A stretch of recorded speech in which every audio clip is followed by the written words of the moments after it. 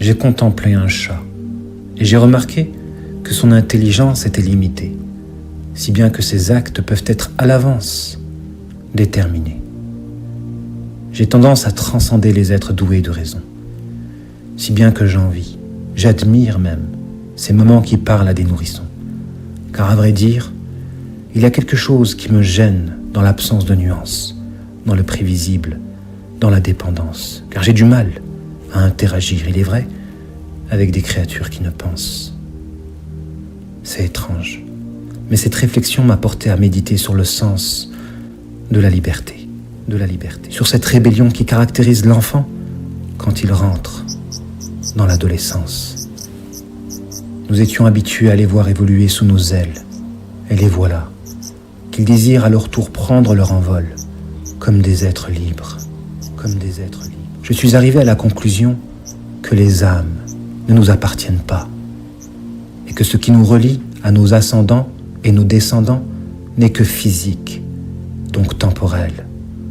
On s'accroche le temps de la proximité et l'on décroche. Quand vient le moment de la rupture, la mort, jusqu'à ce que cette dernière, avec le temps, soit mentale, par l'oubli. C'est fou comme les gens ne voient pas qu'ils sont seuls en réalité. C'est fou comme les gens ne voient pas qu'ils sont seuls en réalité, même si aujourd'hui ils sont entourés. Car viendra un temps où les liens de parenté ne profiteront pas, et nul besoin de se projeter jusqu'au jour du jugement dernier, car déjà ici-bas, on n'arrive même pas à aller au-delà d'une génération. Effectivement, on n'éprouve rien, absolument rien pour un ancêtre, alors que sans lui, à bien réfléchir, nous ne serions pas.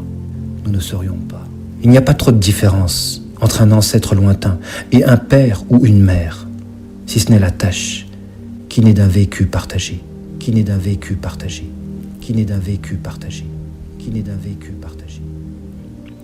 À trop réfléchir, je commence à avoir froid.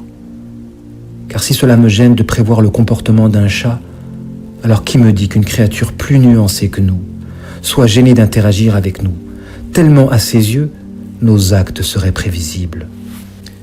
J'ai peur de ne pas être libre. J'ai peur.